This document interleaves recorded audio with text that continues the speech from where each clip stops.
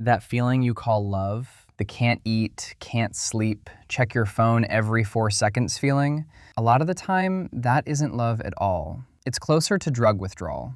Your brain on it looks the same as a brain on cocaine. Literally the same. They scanned it. And by the end of this, I'm going to show you the one question that tells you which one you're actually in: love or the drug. You felt this. There's a horror movie out right now where a guy makes one wish. He wants the girl he likes to be obsessed with him, to think about him more than anyone on earth.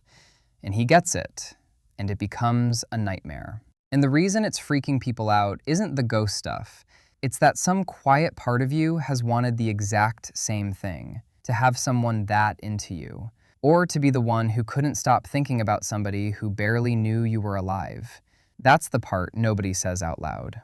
So let's actually break down what's happening in your head, because once you see it, you genuinely can't unsee it. There's a word for this that's been all over the internet lately: limerence. I'd seen it everywhere before I actually looked it up, so let me save you the search. Limerence is that state where someone takes over your brain. You're not dating them, sometimes you've barely talked, but you think about them constantly. You replay a 2-second interaction 40 times. You build entire futures in your head. The trips, the wedding, them finally saying it back. And the whole time, this person doesn't actually know you. You're not in love with them. You're in love with the idea of them. You're hooked on the wanting. A psychologist named Dorothy Tenov made up the word back in the 70s after interviewing hundreds of people who all described the same exact thing. Not a crush. A crush is light. This is heavier. This eats people alive. And she noticed something deeply weird about it. Something I'll get to, because it flips this whole thing on its head. So why does it feel like that? Why can't you just decide to stop thinking about them? Because you physically can't. And I mean that literally. Researchers put people in that early obsessed stage into a brain scanner and showed them a photo of their person. The part of the brain that lit up was the same part that lights up on cocaine. Not similar to, the same. The reward system, flooding your brain with dopamine, the chemical that makes you want things and chase things. So when they text back, hit of dopamine. When they don't, your brain doesn't shrug it off. It panics and wants it more. That's not you being needy.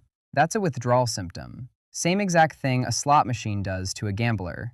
And there's a second piece. There's a chemical, serotonin, that normally lets you let go of a thought and move on. In this state, it crashes, down to the levels they see in people with OCD.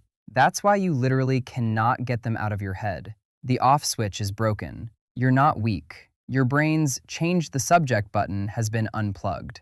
Now here's the thing those other videos never tell you. The part that should actually change how you see your own love life. The obsession doesn't run on them liking you back. It runs on you not knowing. Be honest, when are you the most obsessed? When they're warm one day and cold the next. When the replies come fast, then suddenly go quiet. When you genuinely can't tell if they're into you. That not knowing isn't getting in the way of the feeling. The not knowing is the feeling. There's a dry little name for this: intermittent reinforcement. Here's what it actually means. The person who treats you inconsistently is the one you can't stop thinking about, and the person who's just reliably, calmly nice to you feels boring. Your nervous system got trained to read anxiety as attraction. Calm doesn't spike the chemical. Chaos does. So you chase the people who make you feel the worst, and you call it chemistry. And this is where it gets almost funny, in a dark way. Remember I said Tenov noticed something weird? Here it is. In a huge number of cases, when the person you're obsessed with finally turns around and wants you back, completely, no games, fully available, the obsession just dies. Within weeks, the person who ate every waking thought becomes kind of ordinary. And you're confused. You wonder where the spark went. You might even blame them, or yourself. But nothing went wrong. The spark was never about them. The spark was the chase, the not having, the dopamine of maybe. The second maybe turns into yes. The drug stops working, because the drug was never the person. It was the uncertainty. And that's the exact reason the movie lands so hard. The guy gets precisely what he wished for, total, guaranteed obsession. And it's hollow. and it's horrifying.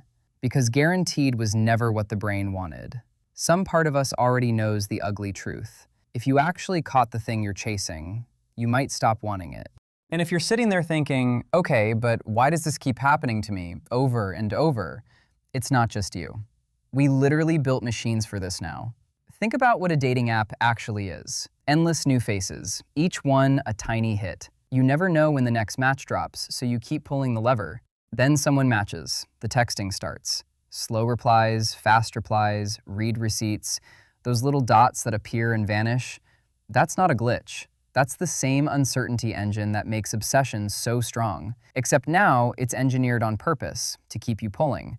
We took the most addictive feeling the human brain can make, and we put it in everyone's pocket, tuned to perfection. So no, you're not broken, you're not crazy for getting hooked. You're playing a slot machine that's wearing the costume of romance. So what do you actually do with this? I'm not going to tell you to just stop feeling it. You can't. The off switch is unplugged, remember. But you can do one thing. When it hits, when your whole body is screaming about this person, name it.